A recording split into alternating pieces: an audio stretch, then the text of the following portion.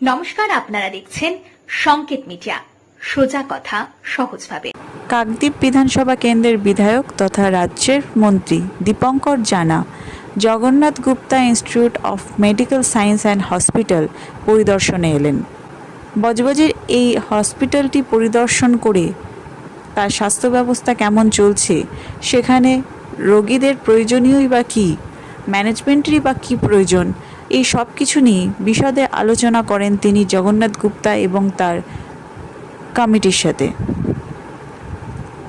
এদিন হসপিটাল পরিদর্শনের পর সাংবাদিকদের মুখোমুখি হয়ে কি বললেন মন্ত্রী, শুনে নেব। দেখুন, আপনারা জানেন না যে জগন্নাথবাবুর সঙ্গে আমার কী সম্পর্ক।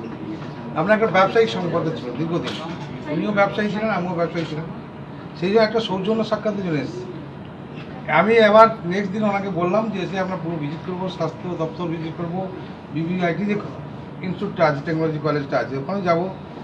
স্বাস্থ্য ছাত্ররা কেমনভাবে পড়াশোনা করছে বা তাদের সুখ দুঃখের কথা জানবো, অসুবিধার কথা জানবো। আজকে ছাত্রদের সঙ্গে মিট করতে পারলাম না, কেন এমন একটা ওয়েদার ছিল, আমার দেরিতে আসা, কেন আমাদের বিধানসভা চলছিল, বাজেট লাস্ট ডেট ছিল, আজ সেটা সমাপ্তি করে আসতে অনেকটা সময় লেগে গেল।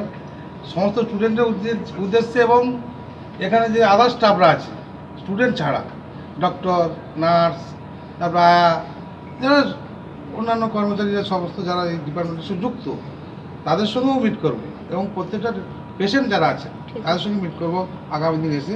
আগামী দিন একটা ডেট বলে দেবো, ওনাকে আসবো, সমস্ত কথা ওদের সঙ্গে এই সম্বন্ধে, পরিবেশ সম্বন্ধে জানবো, এখানে কীভাবে চলছে, তারা কী ফেসিলিটি পাচ্ছে কি পায়নি। যেমন আয়ুষ্মান ভারতের মধ্যে চালু করা হচ্ছে, ওটা পাচ্ছে কিনা সেটাও জানার দরকার আছে, বা এখানে চালু করছে কিংবা লাগবে, ওনার কাছে কোনো ইনফরমেশন এসছে কিনা সেটা জানবে।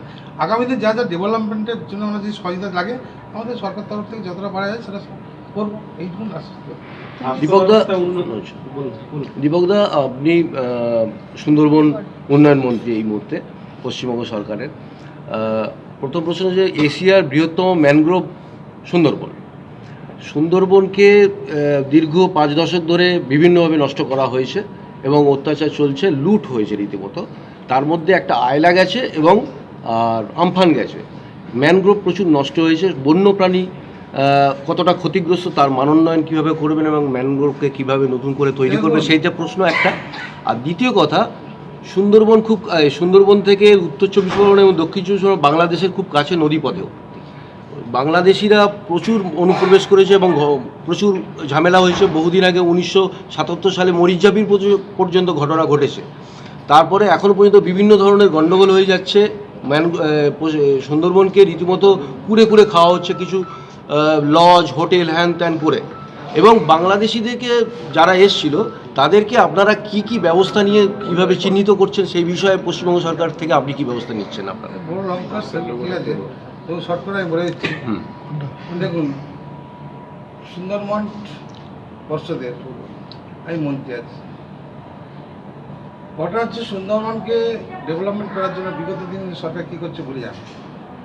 বর্তমান সরকার চিন্তাভাবনাকে করেছেন বলে 600 কোটি থেকে 1280 কোটি পৌঁছেছে বাজেট। তাহলে সেটা ম্যানগ্রোভ কী করেছিল গত দিনের সরকাররা, আমরা ওই যাবো না। আগামী দিনে আমরা কী করবো, প্রতি নদী বাউন্ডারি যাতে ভাঙন না হতে পারে, যে গাছগুলো লাগালে, ম্যানগ্রোভগুলো লাগালে নদী বাউন্ডারি রক্ষা করতে পারে, তার পরিকল্পনা হচ্ছে। এবং যে বাউন্ডারি বর্ষার সময় বা কালে বেশি নদী ভাঙনগুলো হয়, কিছু জায়গা আমরা বলে দিচ্ছি 150 মিটার পর্যন্ত, আমরা 150 কিলোমিটার পর্যন্ত আমরা কংক্রিটের বাঁধ করবো, সেটা চিহ্নিত করবো। যেগুলো বন্যা ভেঙে যাওয়ার সম্ভাবনা আছে সেগুলো করবো, অলরেডি বাজেট উল্লেখ করবো। আর ম্যানগ্রোভ যে সুন্দরভাবে আমরা বিভিন্ন জায়গায় স্পটে পটে লাগাবো, সেগুলো আমাদের উল্লেখ করা হয়েছে এবং আগামী দিনে আমরা জানতে পারবেন কোথায় কোথায় হচ্ছে।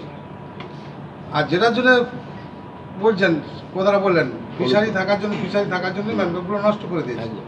তখনকার সিচুয়েশন আলাদা ছিল, বর্তমান সিচুয়েশন ওটা করতে দেবেন। বাংলাদেশি অনুপ্রবেশকারী মোল্লার ছেলের যে প্রপার্টিতে নদীর চরে, মাতলা নদীর চরে যে ক্যাফে করেছিল, সেটাকে বলার পর সরিয়ে নেওয়া হচ্ছে। তারপরে ওই জায়গাটা আপনারা কি করবেন? এখন বলা যাবে না, পরে জানতে হবে। মন্ত্রী হিসাবে অথবা মানুষ হিসাবে জেন্টলম্যান লোক আমাদের কলেজে উনি দেখিয়ে দিলেন যে উনি কত দেশকে ভালোবাসেন, কত হসপিটালকে ভালোবাসেন, কত মানুষকে ভালোবাসেন উনি দেখেছেন। এটাই আমি বলবো। আমি আশা রাখছি আগামী দিনে তিনি খুব ভালো কাজ। Subscribe our channel. Press the bell icon.